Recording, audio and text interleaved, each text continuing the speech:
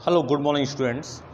तो आज हम लिटरेचर की पहली प्रैक्टिस करेंगे। प्रैक्टिस सेट है जो आपके क्वेश्चंस में अपकमिंग जो एग्ज़ाम आपके आएंगे 21 और 22 जो फर्स्ट टर्म एग्ज़ाम है उसमें से हमने कुछ चैप्टर्स को सिलेक्ट किया है, जिसमें से कुछ क्वेश्चंस को बहुत ही इंपॉर्टेंट क्वेश्चंस हैं।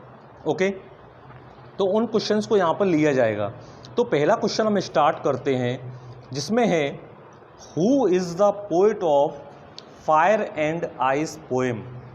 फायर एंड आइस पोएम को आपने बहुत अच्छे से पढ़ा होगा और जो आपने यहाँ पर हमने बहुत अच्छे से कवर किया हुआ है।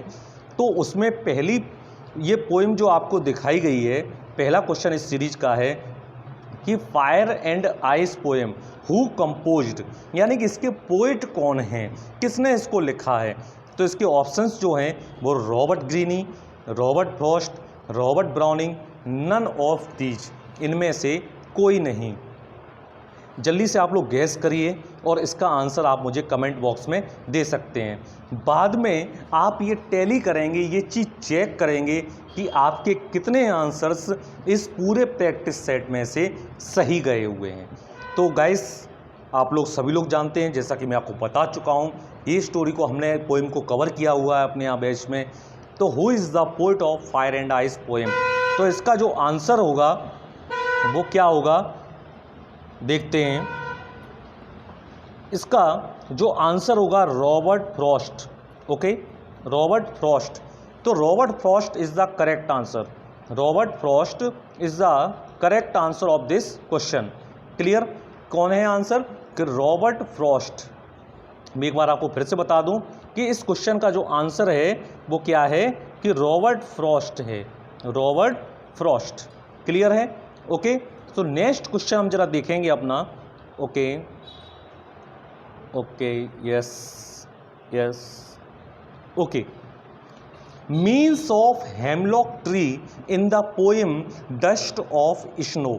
जो एक पोएम है डस्ट ऑफ स्नो, ये आपने गाइस पढ़ी होगी। द हेमलॉक ट्री, जिसमें एक वर्ड यूज किया गया है डस्ट ऑफ स्नो में, जहाँ पर से एक क्रो होता है, वो इस पर बैठा हुआ होता है और इससे उड़ के वो आगे की ओर चला जाता है। जो फ्रॉम आ हेमलॉक ट्री, यानी कहा जाए the dust of snow from a hemlock tree, जो वहाँ से उड़ के आगे जाता है, उड़ जाता है उस पेड़ पर से बैठ के। उस पेड़ का मतलब क्या है यहाँ पर इस पोएम में, हेमलॉक ट्री का क्या मीन्स होगा। तो आपके सामने ऑप्शंस हैं का आ हर्ब ट्री, सेकंड ऑप्शन है आ पाइन ट्री, सी ऑप्शन है आ पॉइजनियस ट्री और डी ऑप्शन है आ नेक्टर ट्री। तो गाइस, पहला ऑप्शन जो है आ हर्ब ट्री। हर्ब तो आप जानते हैं क्या होता है, जड़ी बूटियाँ, यानी कि जो छोटे छोटे पौधे होते हैं उनको कहा जाता है हर्ब ट्री। तो इतना पर नहीं होगा। ओके, तो हर्ब ट्री तो नहीं था आंसर। अब पाइन ट्री, पाइन गाइस बड़े एक लंबा चौड़ा पेड़ होता है जो बहुत ही बड़ा होता है, लाइक अ यूकेलिप्टस ट्री की तरह। और सी ऑप्शन है आ पॉइजनियस ट्री, जहरीला पेड़। जहरीला पेड़ वैसे तो यहाँ पर बताया गया धतूरे का पेड़, लेकिन पोइट है उसने जो यहाँ पर डिस्क्राइब किया है कि नेक्टर ट्री का मतलब जो होगा वो पॉइजनियस ट्री होगा। और नेक्टर ट्री यहाँ पर क्या है, नेक्टर ट्री को कहते हैं अमृत। नेक्टर को क्या कहते हैं? अमृत कहा जाता है। और पॉइजनियस को क्या कहते हैं? जहरीला कहा जाता है। तो गाइस, जो आंसर आपका बनेगा वो क्या बनेगा? Poisonous tree. Guys clear? इसमें से क्या आंसर बनेगा? Poisonous tree. Okay, I think clear हो रहा होगा सभी टॉपिक। ओके, चलिए नेक्स्ट क्वेश्चन की ओर चलते हैं हम। गाइस, समझ में आ रहा होगा सभी लोगों को? शेयर करते रहिए। देखिए, मैं आज आपसे ये नहीं कहूँगा कि आप लोग हमारे चैनल को सब्सक्राइब करो, ये करो, वो करो, मत करो, कुछ मत करिए। आप बस शेयर करिए। अगर आपको ये सीरीज़ समझ में आ रही है, पसंद आ रही है, तो आप दूसरे फ्रेंड्स के साथ व्हाट्सएप के ज़रिए, इंस्टाग्राम के ज़रिए, आप और भी फेसबुक के ज़रिए आप इसको शेयर करिए, ट्विटर के माध्यम से शेयर करिए, लोगों को, अपने दोस्तों को शेयर करिए इसको। ओके, तो गाइस, नेक्स्ट क्वेश्चन हम देखेंगे कि who was the second deputy president of south Africa. South Africa, तो आपने जानते हैं सभी लोग कि ये जो चैप्टर है for the long walk of freedom, इस चैप्टर में फर्स्ट टाइम पहली बार नेल्सन मंडेला ब्लैक प्रेसिडेंट बने हुए थे, जिनको 10 मई 1994 को उन्होंने शपथ ली थी। अब इसमें ऑप्शन है कि सेकंड डेप्यूटी प्रेसिडेंट की बात की गई है। उस दिन 3 लोगों ने शपथ ली थी। किन किन लोगों ने? एक तो नेल्सन मंडेला थे, तो नेल्सन मंडेला तो आपको जानते होंगे कि कौन था जिन्होंने फर्स्ट ब्लैक प्रेसिडेंट की शपथ ली। तो ये आंसर तो हमारा होगा ही नहीं। ओके, तो ये आंसर तो हमारा होगा ही नहीं, ये आप समझ लीजिए, ये आंसर हमारा नहीं होगा। ओके, तो ये आंसर हम बिल्कुल नहीं लगाएंगे, ये आप बिल्कुल क्लियर है, ध्यान रखें। अब आंसर आपका बनेगा कौन सा? Thabo Mbeki. बेटा थाबो मबेकी जो थे फर्स्ट डेप्यूटी प्रेसिडेंट थे, तो थाबो मबेकी भी फर्स्ट आपके डेप्यूटी प्रेसिडेंट हैं, तो उनको भी इसमें नहीं लिया जाएगा। अब बचा है Walter सिलूसस।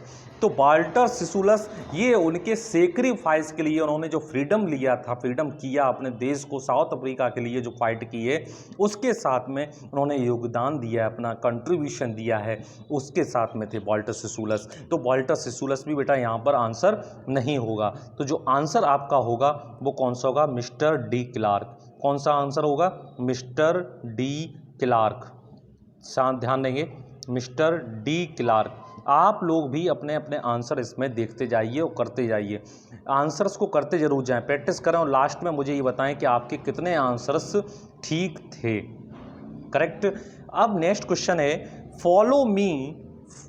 Follow me he was saying follow me who said in the chapter the black aeroplane.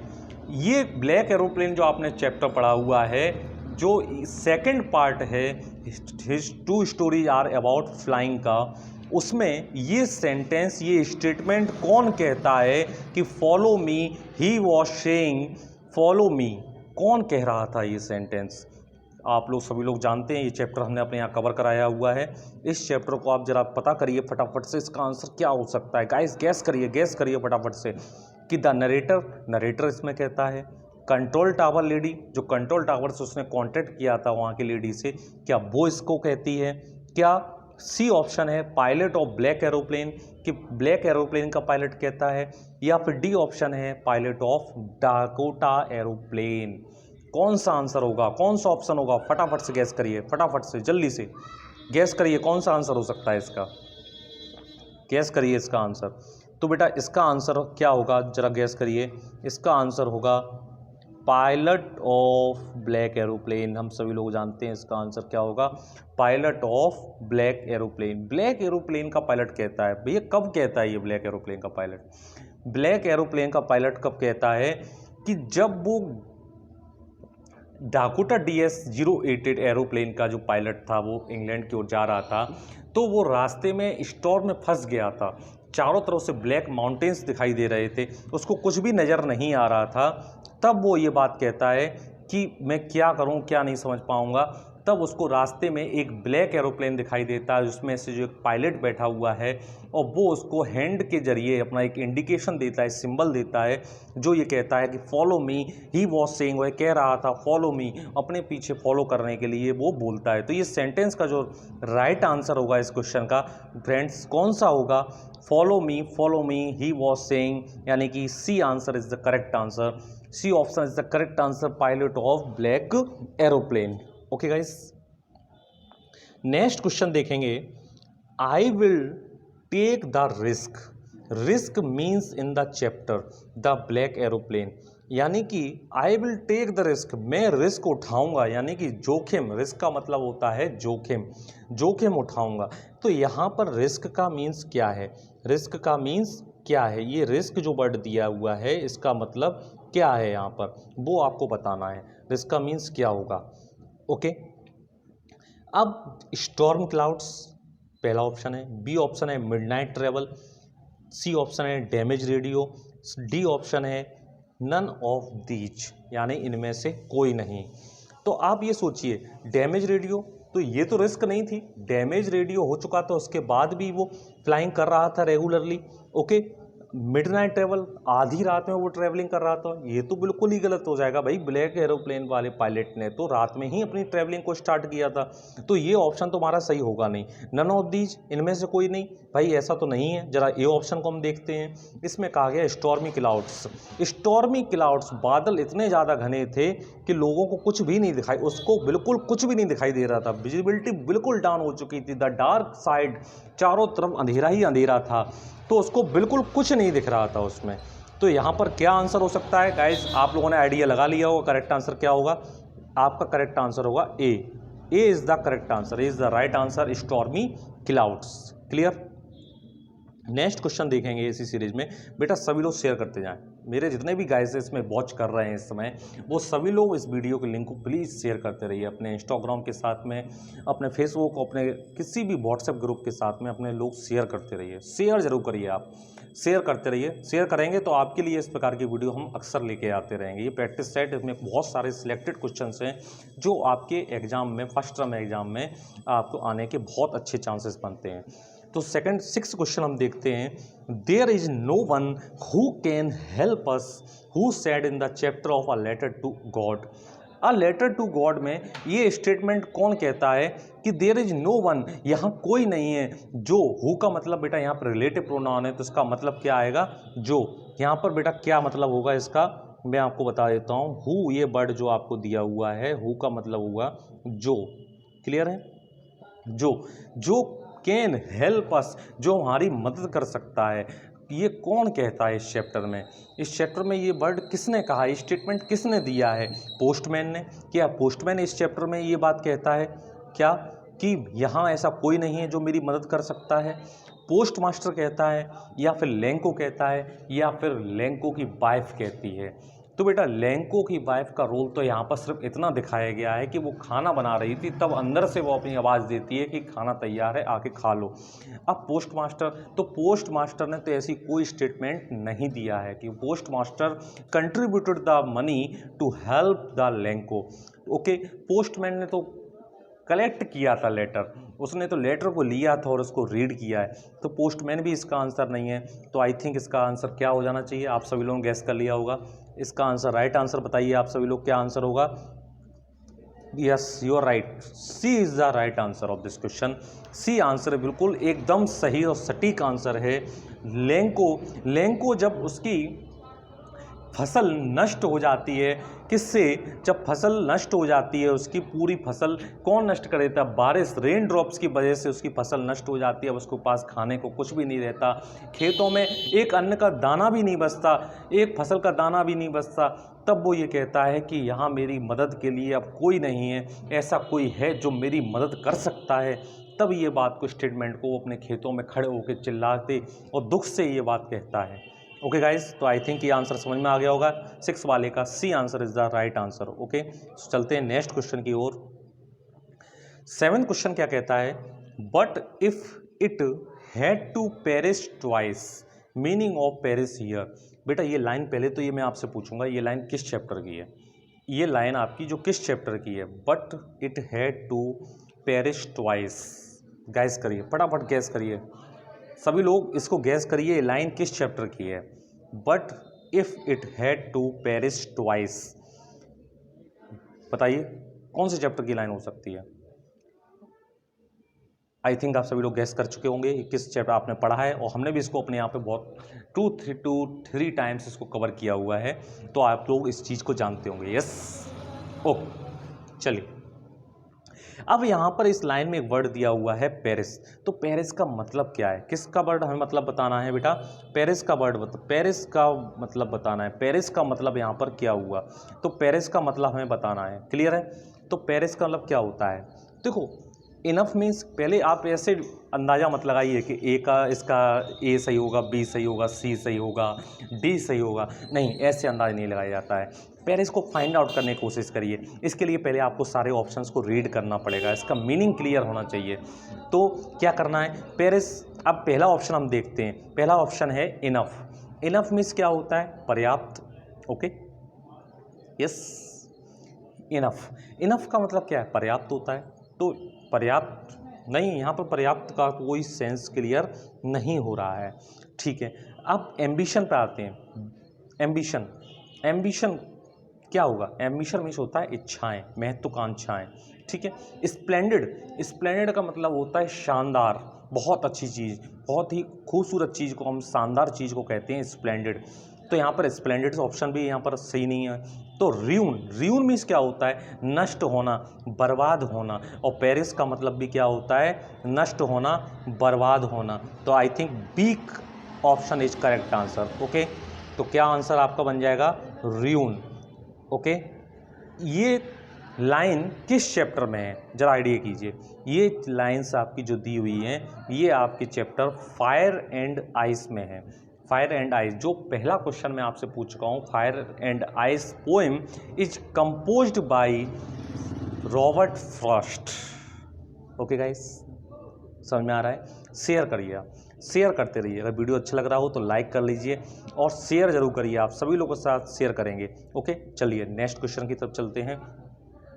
ANC party has won seats out of 400 seats in the election.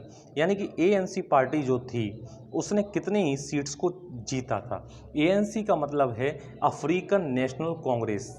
इससे आपको हिंट मिल गया होगा। अफ्रीकन नेशनल कांग्रेस पार्टी से कौन election लड़ा था?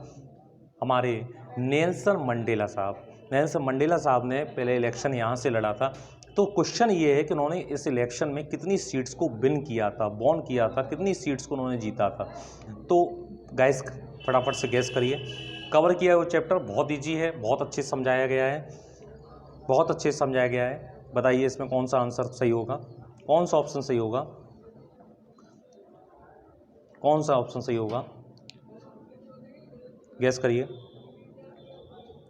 Last में ये देखना कि आपके कितने ऑप्शन सही हैं, लास्ट में आपको ये देखना है और अपने कमेंट में आपको आंसर मुझे भेजने हैं कि कितने ऑप्शंस आपके सही थे।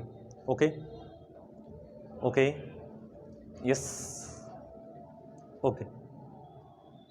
चलिए 252 इज द करेक्ट आंसर। कितना? 252 out of 400 seats ANC party ने जीता था, अफ्रीकन नेशनल कांग्रेस, जिसमें Nelson Mandela first black president बने हुए थे। ओके, तो हमारा D option is the correct answer. Okay, clear है? नेक्स्ट क्वेश्चन, चलिए नेक्स्ट क्वेश्चन है give the antonym of deprivation. Deprivation, अब आपको देखना है, पहले तो पॉइंट ये आ जाता है कि भैया डिप्राइवेशन का मतलब क्या होता है। अगर डिप्राइवेशन का आपको मतलब पता है, मीनिंग पता है, तो आप इसको आराम से कर सकते हैं। अब डिप्राइवेशन का मतलब होता है लॉस। क्या मतलब होता है? लॉस, हानि, नुकसान। क्या मतलब होगा? नुकसान। अब जरा गाइस करिए, कौन सा आंसर सही हो सकता है, कौन सा ऑप्शन सही होगा? फर्स्ट ऑप्शन बी, सी, डी। पहला ऑप्शन है बीनिथ, बी है एक्सप्लॉइट, सी है डिकेट्स और डी है लॉस। कौन सा ऑप्शन सही होगा आपका? चेक करिए।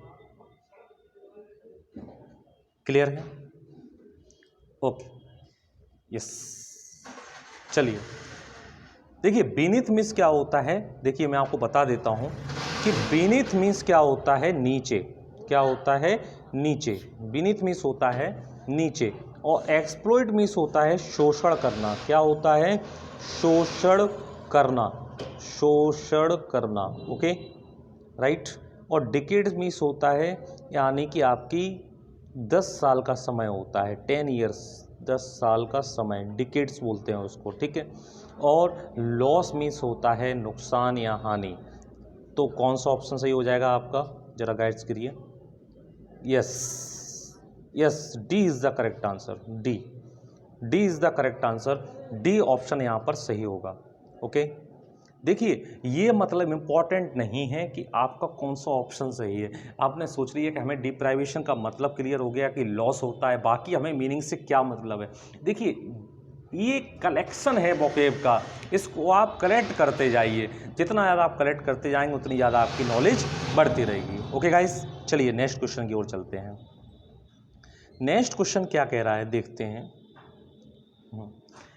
अकॉर्डिंग टू नेल्सन मंडेला के अनुसार, who was the Nelson Mandela? Nelson Mandela कौन थे? Nelson Mandela was the first black president of south Africa. Okay, सभी लोग जानते होंगे। Every man has twin obligation, first one is. Nelson Mandela ने अपनी स्पीच में ट्विन ऑब्लिगेशन का जिक्र किया है, इसको लोगों के साथ शेयर किया था। तो इसमें से ट्विन में से पहला आपको बताना है कि कौन सा है। पहला ऑप्शन है ऑब्लिगेशन टू हिज टाउन, यानी अपने देश, अपने कस्बे जहाँ के लिए रहते हैं, कस्बे की रक्षा करना, उसके लिए बारे सोचना, उसकी सेवा करना। ऑब्लिगेशन टू हिज कल्चर, अपनी संस्कृति के बारे में। और कस्टम्स, अपनी रीत रिवाज।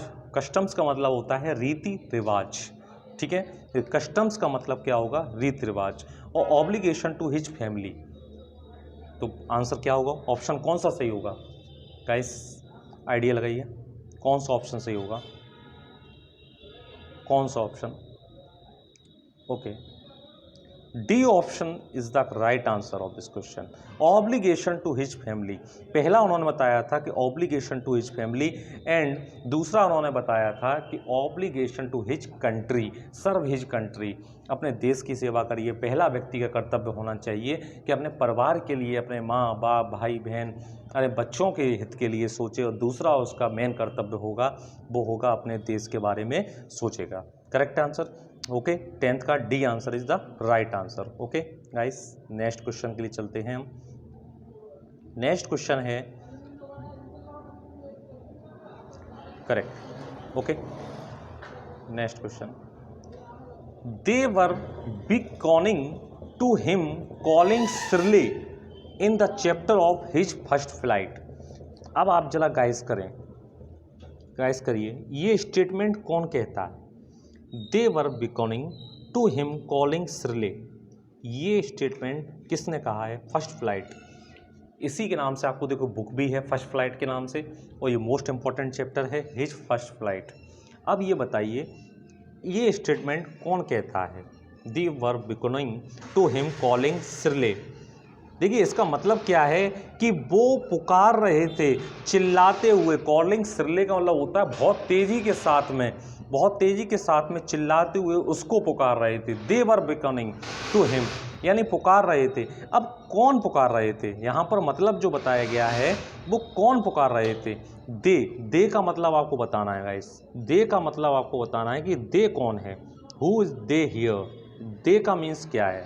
ओके, तो सीगुल के पेरेंट्स थे, सीगुल के फ्रेंड थे, सीगुल के नेबर्स थे, या नन ऑफ दीज, इनमें से कोई नहीं। तो कौन उसको इनकरेज करता था?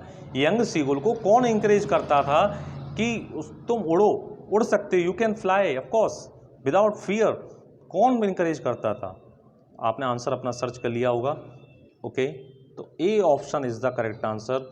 जो इसमें सीगुल्स के पेरेंट्स थे वो उसको इनकरेज किया करते थे कि तुम उड़ सकते हो, उड़ा करो। ओके, नेक्स्ट क्वेश्चन है the full name of authors aeroplane. ये पॉइंट दिया है, ये क्वेश्चन किस चैप्टर से है? आप सभी लोग समझ चुके होंगे, द ब्लैक एरोप्लेन से है। इसमें आपको बताना है कि ब्लैक एरोप्लेन में जो ये चैप्टर है उसमें ऑथर्स के एरोप्लेन का नेम क्या है? पहला ऑप्शन है Dakota DS-088, Dakota DS-008, Dakota DS-880, Dakota DS-000। Guys guess करिए फटाफट से और शेयर करते रहिए अपने फ्रेंड्स के साथ में, अपने सर्कल में, इंस्टाग्राम पर, फेसबुक पर शेयर करते रहिए, शेयर ज़रूर करते रहिए। ओके, लाइक कर दीजिए। यस गाइस, अपना आंसर बताइए, आंसर कौन सा होगा? आंसर कौन सा होगा? आई थिंक आप लोगों ने आंसर सोच लिया होगा। Yes, Dakota DS-088 is the right answer. What's the full name of authors aeroplane Dakota DS-088? This is the correct answer. A option is the right answer of this question. Okay guys, so please next question. Synonym of solitary. Solitary का आपको synonym बताना है। Synonym means होता है similar word, यानी कि पर्यायवाची हिंदी में जिसको हम कह सकते हैं। अब solitary का आपको पर्यायवाची बताना है, synonym सिमिलर वर्ड बताना है, उल्टा नहीं बताना है, वो एंटोनियम होता है। ओके, आपको बताना है इसका synonym। Synonym क्या होगा? चलिए देखते हैं। देखिए नीचे से स्टार्ट करते हैं। सॉलिटरी का पहले तो मतलब बताइए क्या होता है। सॉलिटरी का मतलब होता है अकेला। क्या मतलब होता है? अकेला। क्या मतलब होता है? अकेला। तो अकेले अब आप समझ लेंगे कौन सा ऑप्शन हो सकता है। सॉलिटरी का मतलब होता है अकेला। क्या मतलब होता है? अकेला। ओके, अब कौन सा है भाई? फ्रेंडली तो हो नहीं सकता, क्लोजली नहीं, कंप्लीटली तो होता ही नहीं भाई। कौन सा आंसर बचता है? तो A is the right answer, lonely. Lonely को भी कहते हैं क्या? सॉलिटरी। लोनली को भी कहते हैं सॉलिटरी। करेक्ट। ओके, तो A option is the right answer of this question. Okay guys, चलिए नेक्स्ट क्वेश्चन। Question number 14। बेटे शेयर करते रहिए, अगर आपको वीडियो अच्छा लग रहा है तो ऐसी वीडियो हम और लेके आते रहेंगे आपके लिए, लेकिन बस शेयर करते रहिए। आप शेयर करिए, वीडियो को पूरा देखिए। Fire means in the chapter fire and ice. Fire का क्या मतलब है? फायर एंड आइस जो composed by Robert Frost, first question में पूछ चुका हूँ इसमें से। इसमें आपको बताना है कि फायर का मतलब क्या है, फायर का क्या मीन्स है। ग्रीड, इंटॉलरेंस, लॉस्ट, इंडिफरेंस, क्या होगा? लगाइए, गेस करिए कौन सा ऑप्शन यहाँ पर राइट होगा। कौन सा ऑप्शन यहाँ पर राइट होगा आपको देखना है। कौन सा ऑप्शन आपका राइट होगा यहाँ पर देखना है। यस, ओके, चलिए चलिए देखिए, इनडिफरेंस तो भाई नहीं होगा। इनडिफरेंस यहाँ पर कोई मतलब नहीं है। लॉस्ट मीन्स खो गया, नहीं होता। इंटॉलरेंस मीन्स होता है असहनीय। इंटॉलरेंस मीन्स क्या होता है? इंटॉलरेंस मीन्स होता है असहनीय। ठीक है, टॉलरेंस मीन्स होता है सहनीय, इसका अपोजिट है, तो इंटॉलरेंस का मतलब होता है असहनीय। ग्रीड मीन्स होता है लालच। क्या होता है? ग्रीड मीन्स होता है लालच। तो A option is the right answer. अब आप लोग सोच रहे होंगे कि लालच सर ने बताया था कि इच्छा होता है। यस, तो बात तो बेटा वही हुई है कि ग्रीड और इच्छा में कोई विशेष अंतर नहीं है। जब इच्छा होगी, लालच होती है, तभी इच्छा होती है किसी चीज़ को पाने की। तो फायर का मतलब यहाँ पर क्या है? ग्रीड। तो A is the correct answer of this question. Okay guys, so next question is this, who compose this poem dust of snow. Yes, सभी लोग जानते हैं डस्ट ऑफ स्नो पोएम, जो आपको पढ़ाया जा चुका, कवर किया हुआ है हमने अपने यहाँ पर। इसको, इसके जो कंपोजर हैं, उसके पोएट जो हैं, उनका नाम बताना है। कौन है? गेस करिए। देखिए, आप सभी लोगों को अपने अपने क्या करना है, सभी पोएम्स के, अपने चैप्टर्स के पोएट्स के नेम जरूर लर्न कर लेने हैं। ये पोएम की लाइंस और पोएम के नेम जरूर लर्न कर लेने हैं। Okay, yes. तो जॉन ड्राइडेन, विलियम वर्ड्सवर्थ, कमला दास, रॉबर्ट फ्रॉस्ट। देखिए, कमला दास तो बिल्कुल नहीं हो सकता है क्योंकि एक इंडियन राइटर है, तो ये तो ऑप्शन बिल्कुल निकाल दीजिए आप पार। जॉन ड्राइडेन नहीं है अभी आपके सिलेबस में। विलियम वर्ड्सवर्थ हैं, लेकिन इन्होंने ये पोएम को कंपोज नहीं किया है। तो right answer is this Robert Frost. Yes, Robert Frost ने एक पोएम और लिखी है जो आपके सिलेबस में है। वो कौन सी है? Fire and ice.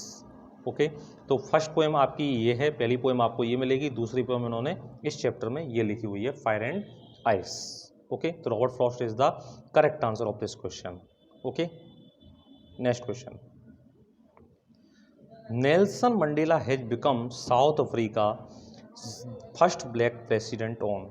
Nelson Mandela किस डेट को, किस ईयर में, किस मंथ में साउथ अफ्रीका के फर्स्ट ब्लैक प्रेसिडेंट बने थे? ये आंसर मैं अभी बता चुका हूँ, इसी वीडियो में मैंने आपको इस आंसर के बारे में बताया था। शायद अगर आपको ध्यान होगा तो इस आंसर को आप बताइए क्या होगा इसका correct answer. Nelson Mandela has become south Africa's first black president on, किस डेट को? देखिए, तो पहले आप ये देख लीजिए, इस ऑप्शन को बिल्कुल कट कर दीजिए। 2020 ये तो पॉसिबल ही नहीं है। 10th में 1994, 10th में 1992, भाई ये भी नहीं था, कराया हुआ है मैंने। 10th मार्च, भाई नहीं।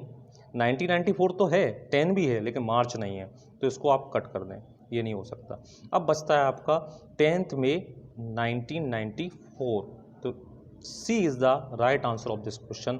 उन्होंने कब लिया था स्वर्ण शपथ, कब ली थी? 10 मई 1994 को उन्होंने शपथ ली थी। ओके, तो क्या आंसर था? C is the correct answer. Okay, 17 question देखते हैं। 17 क्वेश्चन, हु सेड, किसने कहा, let freedom reign, God bless Africa? किसने कहा था ये? Mister de Klerk, mister Nelson Mandela, mister Thabo Mbeki, miss Jenani? Guys guess करिए फटाफट से, गैस करेंगे फटाफट से कौन सा आंसर होगा इस क्वेश्चन का। Late freedom reign, God bless Africa. अपने देश को स्वतंत्र होने दो, अपने राज्य को स्वतंत्र होने दो, अपने कंट्री को। गॉड ब्लेस अफ्रीका, भगवान अफ्रीका का भला करे, भगवान अफ्रीका को बहुत नया जीवन दे, बहुत लंबी ऊंचाइयां दे। ये शब्द किसने कहे, ये स्टेटमेंट किसने कहा है? गाइस आई थिंक आपने अपना आंसर गैस कर लिया होगा। आई थिंक अपना आंसर आप लोगों ने गैस कर लिया होगा। इस सीरीज के बाद आपको बताना है कि आपके कितने क्वेश्चंस के कितने आंसर्स आपके सही थे। Okay, which option is correct? First option है mister de Klerk, B option है mister Nelson Mandela, C option है mister Thabo Mbeki, D option है मिस जेनानी। तो देखिए ये ऑप्शन तो आपको बिल्कुल सही होगा ही नहीं। एक सेकेंड, ये चलिए देखिए ये ऑप्शन तो सही होगा ही नहीं, उन्होंने तो कुछ कहा ही नहीं है। डी क्लार्क जो आपके सेकंड डेप्यूटी प्रेसिडेंट थे, कौन थे? Second deputy. ओके, कौन थे ये? सेकंड डेप्यूटी थे, तो इन्होंने तो भाई इतना एक स्पीच दिया ही नहीं है। अब ये आपके फर्स्ट डेप्यूटी थे, तो इन्होंने भी ऐसी कोई विशेष स्पीच नहीं दी है इसके बारे में कुछ कहा गया हो। अब बचते हैं नेल्सन मंडेला, तो Nelson Mandela is the right answer of this question. Nelson Mandela is the right answer of this question. Let freedom reign, God bless Africa, भगवान गॉड अफ्रीका का भला करे। ओके गाइस, चलिए नेक्स्ट क्वेश्चन की ओर। Oh shit shit shit shit shit shit, चलिए चलिए चलिए चलिए भाई, यहाँ पर आपकी इस सीरीज़ ख़त्म होती है। 17 क्वेश्चन ही इस सीरीज़ में सिलेक्ट किए गए थे। अगर आपको ये वीडियो अच्छा लगा हो, इस सीरीज़ प्रैक्टिस सेट आपको अच्छा लगा हो, तो इसको आप अपने फ्रेंड्स के साथ में, अपने दोस्तों के साथ में, व्हाट्सएप पर, इंस्टाग्राम पर और फेसबुक पर अपने दोस्तों के साथ में शेयर करिए और वीडियो को लाइक करना ना भूलिए। ऐसी ही सीरीज़ हम आपके प्रैक्टिस के लिए लेके आते रहेंगे। तब तक आप बने रहिए हमारे चैनल के साथ। Now thank you, welcome.